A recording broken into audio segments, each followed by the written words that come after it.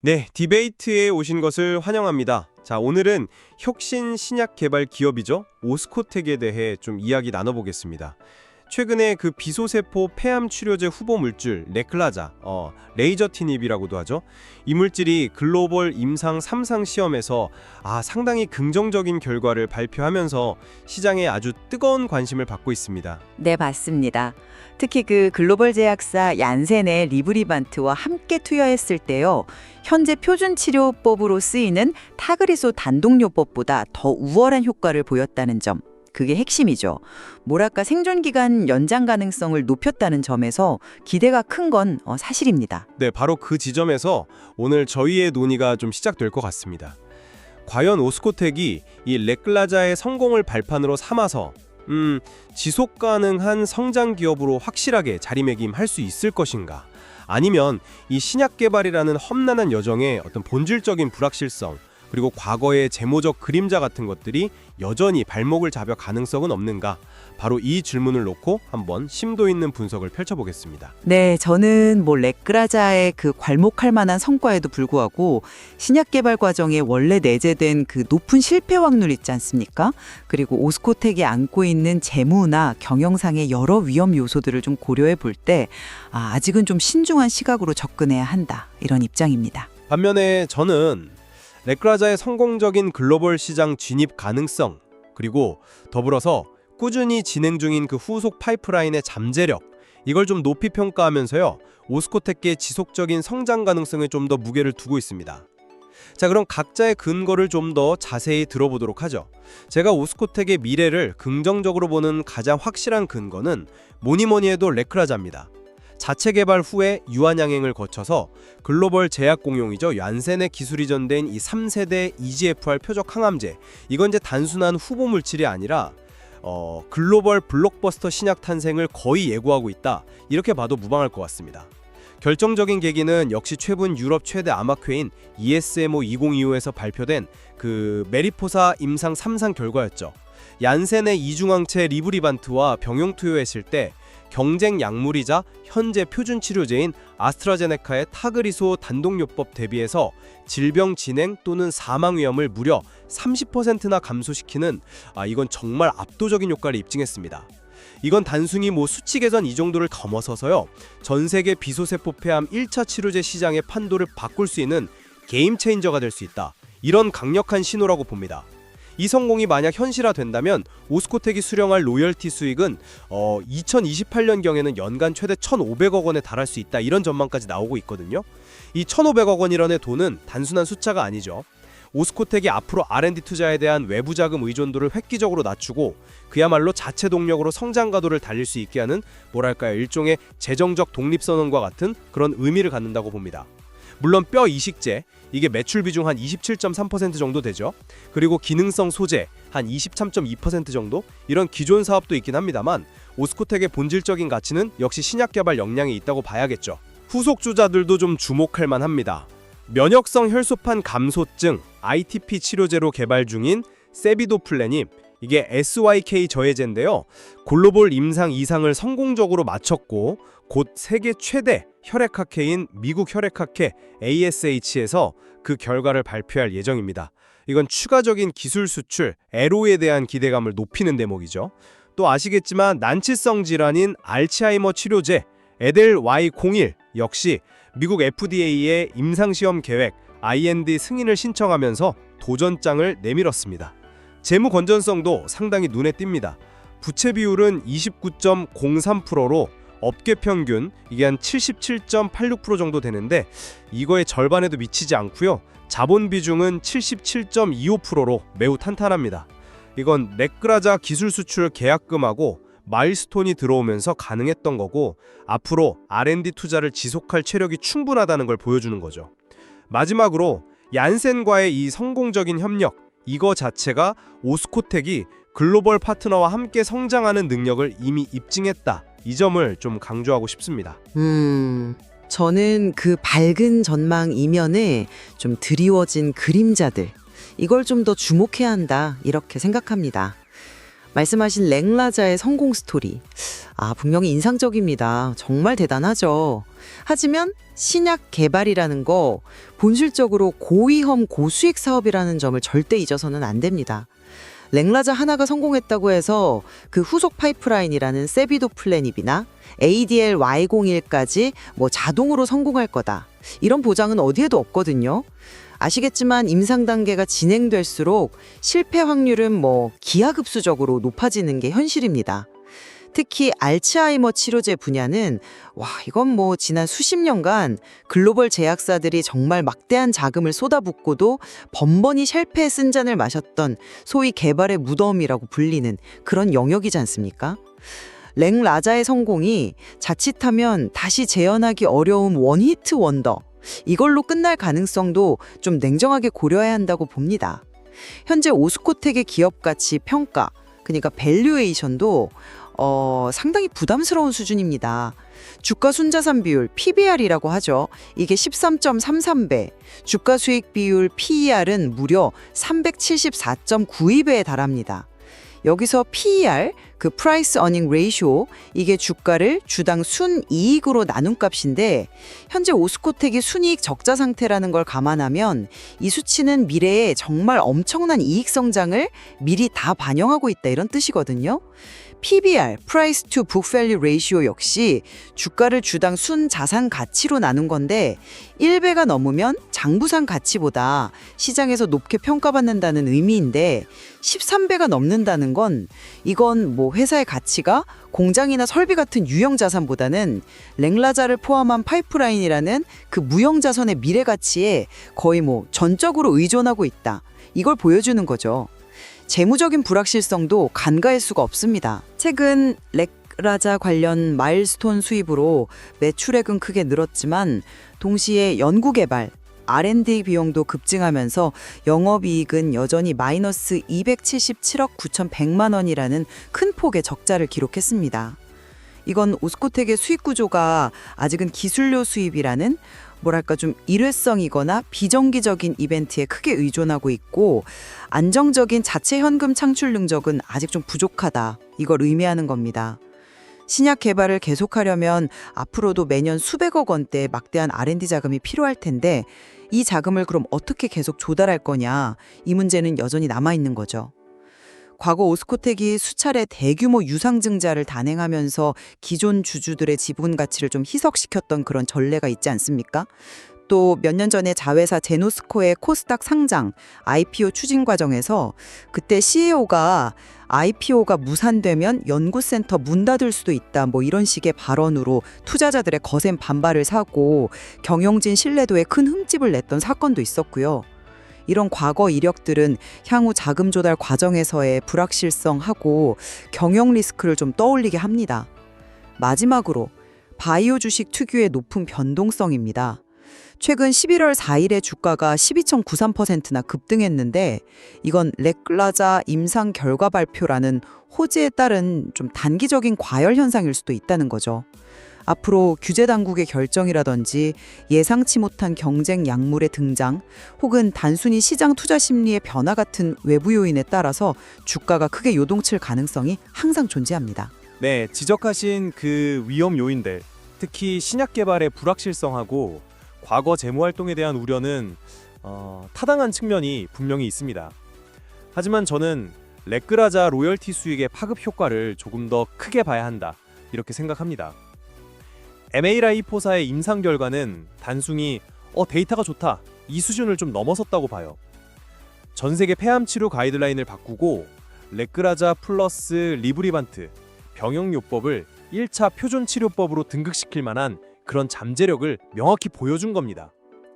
연간 수십조 원 규모로 추산되는 이 거대한 시장에 성공적으로 진입한다면 아까 말씀드린 그 연 1,500억 원 규모의 로열티, 이게 결코 허황된 예측이 아닐 수 있다는 거죠. 그리고 이 정도 규모의 현금 흐름이 향후 몇 년간 안정적으로 유입된다면 이건 일회성 수익을 넘어서서 오스코텍이 후속 파이프라인 개발 자금을 내부적으로 충당하고 외부 자금 조달에 대한 의존 없이 R&D 투자를 지속하는 그런 선순환 구조를 구축할 결정적인 발판이 될 것이다. 저는 그렇게 봅니다. ESMO 2025에서 발표된 질병 진행 및 사망 위험 30% 감소, 이 구체적인 데이터와 최대 1,500억 원의 로열티 전망치, 이게 바로 이런 기대를 현실적으로 만들어주는 강력한 근거라고 생각합니다. 저는 그 로열티 수익에 대한 기대가 다소 좀 낙관적일 수 있다. 이 점을 다시 한번 좀 지적하고 싶습니다. 잠재력이 크다는 건 저도 인정합니다. 하지만 실제 로열티 규모하고 수령 시점은 정말 수많은 변수에 의해서 영향을 받습니다. 예를 들어서 레귤라자 병용 요법이 시장에 출시된 후에 경쟁사들이 내놓을 새로운 약물과의 경쟁은 또 얼마나 치열할까요? 그쵸. 각국 정부의 약가 책정 정책은 또 어떻게 결정될지 모르고요. 이런 불확실한 요인들을 고려하면 예상 수익은 얼마든지 달라질 수 있습니다. 그리고 더 좀 근본적인 질문을 던지고 싶은데요. 설령 예상대로 막대한 로열티가 들어온다고 가정을 하더라도 단 하나의 파이프라인, 즉 렉라자에 대한 의존도가 이렇게 극단적으로 높아지는 게 과연 이게 건강한 구조일까요? 만약에 렉라자 이후에 준비 중인 후속 신약 후보 물질들이 임상에서 연이어 실패하거나 상업화에 어려움을 겪는다면, 그리고 시간이 흘러서 렉라자마저 새로운 경쟁 약물에 밀리거나 특허가 만료된다면 그때는 회사의 장기적인 성장 동력을 어떻게 확보할 수 있을까요? 현재까지 계속되고 있는 그 영업적자 구조를 생각하면 이 단일 파이프라인 의존 리스크는 결코 가볍게 볼 문제가 아니라고 생각합니다. 렉라자 로열티만으로 정말 그 모든 R&D 비용과 운영비를 감당하면서 지속 성장이 가능하다고 보시는 건가요? 후속 파이프라인에 대한 우려, 충분히 이해합니다. 신약 개발 성공률이 낮다는 건 누구나 아는 사실이죠. 하지만 오스코텍의 R&D 역량하고 현재까지의 진행 상황을 보면 마냥 비관적으로만 볼 필요는 없다고 생각합니다. 아까 말씀드린 세비도플레닙의 경우 희귀 질환인 면역성 혈소판 감소증, ITP에 대한 글로벌 임상 이삭을 성공적으로 완료했다는 것 자체가 상당히 의미 있는 성과입니다. 곧 열릴 미국 혈액학회 ASH에서의 결과 발표는 이 약물의 가치를 객관적으로 검증받고 잠재적인 파트너사들에게 매력을 어필할 아주 중요한 기회가 될 겁니다. 이거는 다음 단계의 기술 이전 가능성을 높이는 실질적인 진전이라고 봐야죠. 알츠하이머 치료제 AIDL011의 FDA 임상시험 계획, IND 신청 역시 비록 초기 단계이고 성공 가능성이 낮다고는 하지만 오스코텍이 이런 고위험 고수익 분야에도 도전할 만한 기술력과 의지를 가지고 있다는 걸 보여주는 사례입니다. 중요한 것은 오스코텍이 초기 단계 기술 이전 LO 모델을 통해서 리스크를 관리하고 가치를 조기에 실현하는 전략을 성공적으로 구사해왔다는 점입니다. 레크라자의 유한양핵 및 얀센 기술 이전이 바로 그 대표적인 성공 사례이지 않습니까? 이 경험은 후속 파이프라인에도 충분히 적용될 수 있다고 봅니다. 바로 그 지점에서 저는 좀 다른 질문을 던지고 싶습니다. 임상 초기나 중기 단계의 긍정적인 데이터가 최종적인 상업적 성공으로 직결되지 않는다는 것은 정말 수많은 실패 사례들이 증명하고 있습니다. 신약 개발의 단계별 성공 확률 통계를 보면 후기 임상, 그러니까 3상이나 규제 당국의 허가 단계에서 좌초하는 경우가 허다합니다. 알츠하이머는 말할 것도 없고요. 세비도플레닙이 타겟하는 면역질환 분야 역시 경쟁이 상당히 치열하고 임상 디자인이 복잡해서 성공을 장담하기가 어려운 분야입니다. ASH 발표 결과가 좋게 나온다 하더라도 그것이 반드시 매력적인 조건의 기술 이전 계약으로 이어질지는 또 다른 문제라는 거죠. 파트너사들은 훨씬 더 냉정하게 가치를 평가할 겁니다. 그리고 미래의 그 기술 이전 가능성에 의존하는 것 자체가 또 다른 형태의 불확실성은 아닐까요? 과거 제노스코 IPO 추진 과정에서 불거졌던 그 자금 부족 논란하고 경영진의 발언들, 이걸 다시 떠올려 보면 과연 후속 파이프라인 개발에 필요한 그 막대한 자금을 안정적으로 확보하고 흔들림 없이 연구를 진행할 수 있을지에 대한 의구심을 완전히 지우기가 어렵습니다. 레귤라자 로열티 외에 또 다른 확실한 자금 조달 계획이 없다면 결국 미래의 불확실한 기술 이전 가능성에 기댈 수밖에 없는 것 아닌가, 이런 생각이 듭니다. 재무 건전성 측면에서 현재 오스코텍의 상태는 상당히 양호하다고 평가할 수 있습니다. 부채 비율이 29.03%로 업계 평균을 크게 밑돌고 자기 자본 비중은 77.25%에 달한다는 그 객관적인 수치가 이를 뒷받침합니다. 이것은 레글라자 기술료 수입이라는 명확한 성과 덕분에 확보된 안정적인 재무 구도이고요.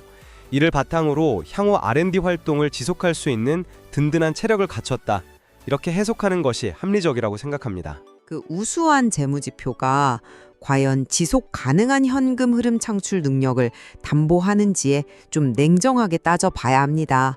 일시적인 기술료 수입으로 재무제표상의 숫자가 좋아진 것과 매년 안정적으로 플러스 영업 현금 흐름을 만들어내는 것은 전혀 다른 이야기거든요.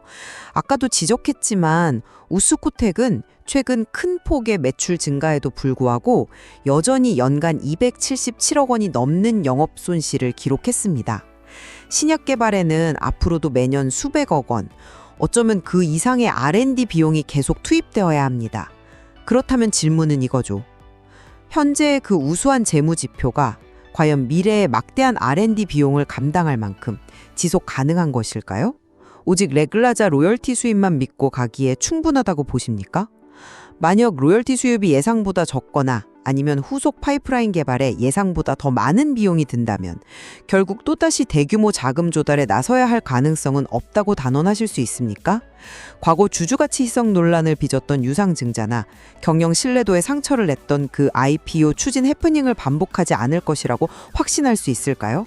높은 PBR과 PER이 말해주듯이 현재 주가는 이미 미래의 성공을 상당 부분 반영하고 있는데 이 기대에 부응하지 못할 경우에 재무적 위험은 또 어떻게 관리할 것인지 이것도 중요한 문제라고 봅니다. 네, 오늘 논의를 좀 정리해보면 저는 오스코텍의 랭라자라는 이 기념비적인 성공을 통해서 단순히 신약 하나를 개발한 것을 넘어서 글로벌 수준의 R&D 역량 그리고 성공적인 파트너십 구축 능력 이걸 명확하게 입증했다 이렇게 평가합니다. 이를 통해 확보될 것으로 기대되는 안정적인 현금 흐름은 세비도 플래닛, ADL-Y51 등 잠재력을 가진 후속 파이프라인 개발을 위한 아주 든든한 자양분이 될 것입니다. 따라서 오스코텍은 현재 지속적인 성장을 위한 중요한 변곡점을 지나고 있으며 기업 가치의 본질적인 레벨업이 진행 중일 가능성이 높다 이렇게 보고 있습니다. 저는 랭라자의 성과는 분명 한국 바이오 역사에 기록될 만한 중요한 성취라고 인정합니다. 하지만 그 성공의 빛에 가려진 신약 개발 고유의 불확실성, 즉 후속 파이프라인의 성공 가능성 문제와 더불어서 오스코텍이 과거에 보여주었던 재무적 불안정성 및 경영상의 리스크 요인들을 결코 간과해서는 안 된다. 이 점을 재차 강조하고 싶습니다. 현재의 높은 밸류에이션은 미래 성공에 대한 기대를 좀 과도하게 반영하고 있을 수 있으며 지속적인 R&D 투자 부담 속에서 후속 파이프라인들의 가시적인 임상 성공과 성공적인 상업화라는 구체적인 증거가 확인되기 전까지는 여전히 신중한 시각을 견지하는 것이 합리적이다. 이렇게 판단합니다. 네, 오늘 저희는 오스코텍이라는 한 기업을 둘러싼 미래 성장 가능성과 내재된 위험 요인에 대해 각기 다른 관점에서 깊이 있는 분석을 시도해 보았습니다. 랭라자라는 강력한 엔진을 장착한 오스코텍이 과연 지속 가능한 성장 궤도에 성공적으로 안착할 수 있을지는 앞으로 발표될 후속 파이프라인들의 임상 결과, 그리고 성공적인 상업화 전략 수립 및 실행 능력, 그리고 무엇보다 안정적인 재무관리 능력에 달려 있을 것입니다. 네, 맞습니다. 오늘 저희가 제시한 양측의 논거와 분석들이 청취자 여러분께서 오스코텍이라는 기업의 현재와 미래를 다각적으로 이해하고 스스로 판단을 내리시는데 조금이나마 도움이 되었기를 바랍니다. 분명한 것은 레그라자 이후 오스코텍의 다음 행보는 국내외 바이오 업계 모두가 주목하는 아주 흥미로운 여정이 될 것이라는 점입니다.